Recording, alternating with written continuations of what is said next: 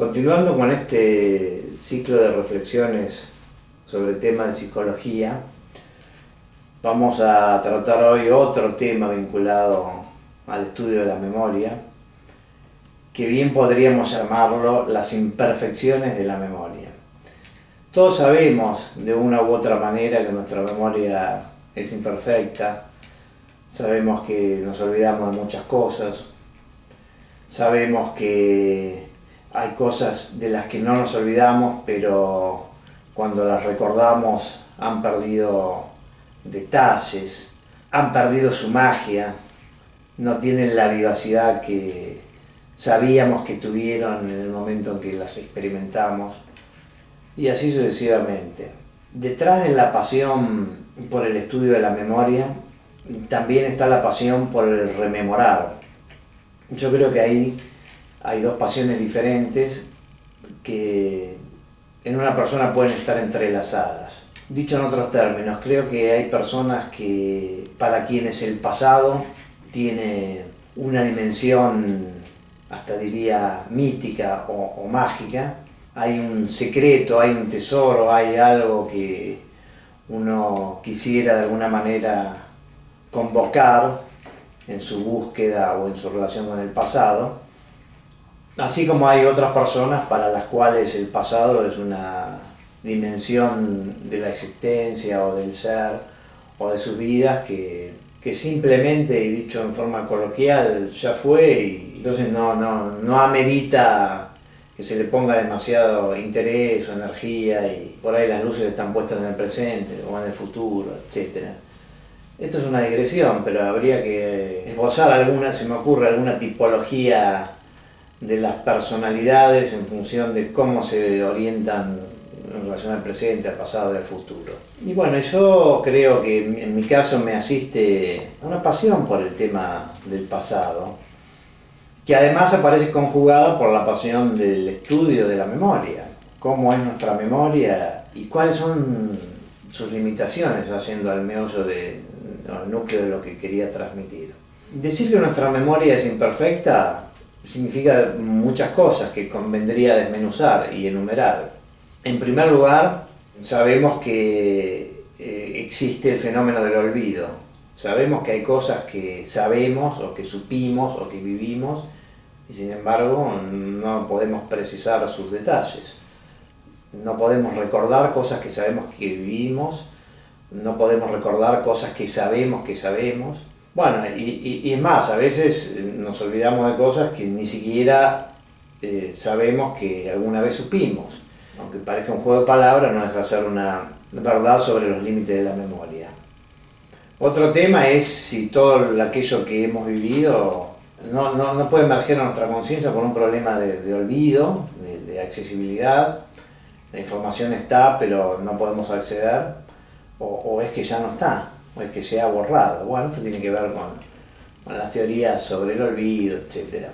Que bueno, son teorías que a lo mejor habría que considerar en otro momento. Pero no me quiero centrar tanto en eso, sino quiero poner el acento sobre el tema de las imperfecciones. Entonces, bueno, una imperfección es que a veces vivimos algo y a veces no lo podemos recordar. Otra imperfección es que aun cuando recordemos, como suele decirse, los recuerdos son reconstructivos. No evocamos los hechos tal cual los hemos vivido, sino que los tamizamos bajo la óptica del presente, de lo que sabemos desde el presente, de lo que ocurrió después. Entonces omitimos detalles, agregamos detalles, nos olvidamos de detalles. Como hemos tratado en otro momento, hay una especie de destino de semantización de los recuerdos. Una tendencia a que los recuerdos que tuvieron, cuyas experiencias originales fueron vívidas, es decir, donde había imágenes, experiencias sensoriales y una alta emocionalidad, con el tiempo se transforma en una especie de relato, en una especie de esquema, en narraciones. Y bueno, lo que se gana en concepto se pierde en sensorialidad, en detalles, en vivacidad. Entonces no es lo mismo el relato que haber vivido la historia sobre la cual versa ese relato. Entonces esta sería otra limitación. Pero además, entre otras limitaciones posibles, está la siguiente, que no deja de ser importante, y es que en realidad recuperar un hecho de memoria es en parte casi, recuperarlo desde la perspectiva de un observador externo. Cuando nuestra memoria evocativa, cuando se pone en alto, cuando recordamos hechos de nuestra vida, solemos mezclar lo que podríamos decir el primer actor del recuerdo, es decir, nosotros como primera persona que ha observado la situación, pero también nuestros recuerdos a veces son evaluados bajo la lógica de un observador externo. Es decir, nosotros nos estamos observando a nosotros mismos, lo cual no deja de ser una distorsión importante de la memoria. Hay una experiencia muy conocida que se ha hecho hace algunos años para ilustrar este fenómeno, en donde se les pedía a las personas que evocaran alguna situación, por ejemplo, algún momento que hayan vivido en una playa. Y entonces, bueno, las personas, una vez que tenían la imagen, se les preguntaba cómo era esa imagen, que la describieran. Y bueno, muchas de las descripciones, esas descripciones eran desde el lugar de un observador externo. Por ejemplo, se veían desde atrás, o desde el frente, o desde el costado. Y bueno, cuando uno vive la experiencia, no se ve a sí mismo, sino que en todo caso es un ojo que ve la escena, pero no puede verse dentro de la escena. En cambio, cuando recordamos, la ficción del proceso de memoria nos hace de alguna manera ver cosas que, bueno, que era imposible que hubiéramos visto, a no ser que, bueno, que fuéramos un observador privilegiado que tuviera la capacidad de desdoblarse. Entonces, bueno, esto por supuesto son ideas muy inconexas, habría que precisarlas un poco más, ya llegará el momento de hacerlo, pero quiero ir al núcleo básico del tema de las imperfecciones. Vamos a verlo al revés. Está bien, nuestra memoria es imperfecta. Bueno, ¿qué sería que fuera perfecta? Vamos a verlo de esa manera. Y bueno, que sea perfecta significaría que nosotros tendríamos la cualidad de volver a experimentar los hechos tal como han sido vividos, con cada uno de los detalles con los que fueron vividos, y además con la emocionalidad asociada a esas vivencias. Y acá donde entra a jugar el problema que tratamos en otro contexto, que es el de la memoria implícita consciente, o como le llamamos a través de sus siglas, la MIC.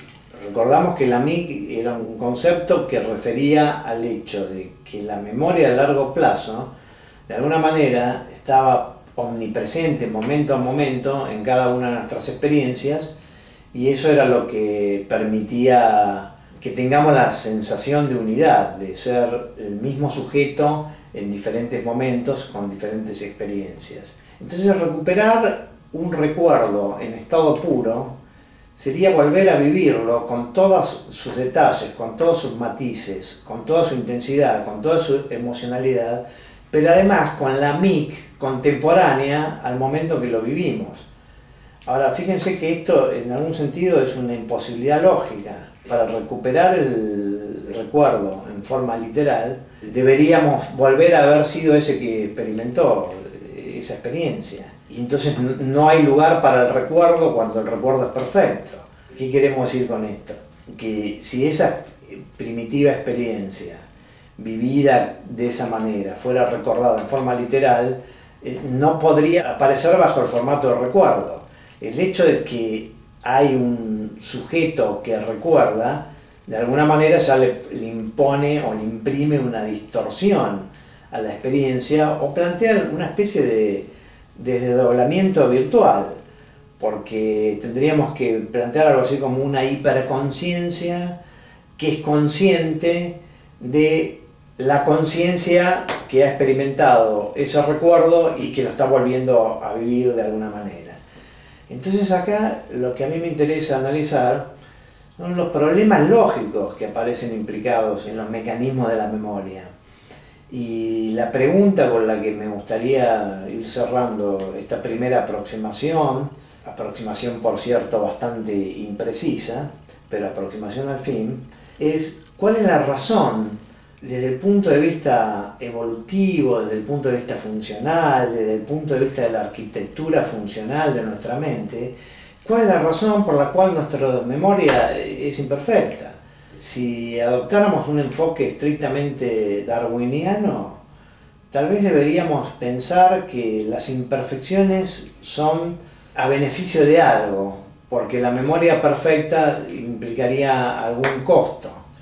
Obviamente que parece que implicaría un costo, y entonces para ir cerrando y anticipando el tema que vamos a tratar en la próxima reflexión, yo siempre recuerdo el cuento de Funes el Memorioso. A mí me tocó, tuve la oportunidad de que mis profesores de psicología, cuando yo era estudiante y estudiamos el tema de la memoria, nos propusieron analizar ese cuento de Borges a la luz de los temas que veíamos como temas académicos sobre el estudio de la memoria. Bueno, muy sucintamente recordemos que Funes es un personaje de ficción, pero bueno, como todos los personajes de Borges, un personaje de ficción que parece estar basado en algo real, en todo caso una especie de hipérbole, de exageración, un personaje real ficcionado bajo la pluma de Borges. Funes el Memorioso es una persona que tiene un accidente y después de ese accidente queda con una memoria perfecta. Claro, eso plantea una serie de paradojas o al menos de perplejidades, digámoslo de esa manera. Una de esas paradojas es que Funes, para poder recordar un día, necesitaba un día entero. Entonces ahí está bien claro el hecho de que la memoria y la conciencia es como si funcionaran por dos carriles diferentes, pero que se pueden entrelazar, pero diferentes al fin. Porque de alguna manera, para recordar un día entero, tenía que abolir su capacidad de almacenar hechos nuevos. Ahora, si no se aboliera su capacidad de almacenar hechos nuevos mientras está evocando lo que está evocando, entonces el costo asociado a ese acto mental es que la conciencia de alguna manera debería estar duplicada entre una conciencia percipiente y una conciencia mnemónica, por decirlo en términos academicistas, o en términos más simples, debería estar desdoblada la conciencia de la captación del presente con la conciencia del recuerdo del pasado. Ahora, también uno podría plantear que en realidad hay una sola conciencia que está totalmente absorbida en la rememoración de ese pasado. Pero si la conciencia está totalmente absorbida en la rememoración de ese pasado, es como si fuera impermeable e inmune a la experiencia en simultáneo que está ocurriendo mientras el sujeto recuerda. Bueno, en fin, todo esto es inconexo y además creo que me estoy metiendo en un tema complejo, y a diferencia de lo que podemos plantear en otras reflexiones, acá, por decirlo de alguna manera, me estoy tirando a la pileta, es decir, estoy tratando de pensar sobre temas que tengo algunos esbozos, pero nunca he pensado con claridad y sistematización. Así que bueno, me quedo pensando y en la próxima reflexión tal vez podamos bosquejar no digo una teoría porque sería algo abusivo, pero algún esquema más claro de cuáles son los problemas asociados a plantear las imperfecciones de la memoria. Ya hasta la próxima.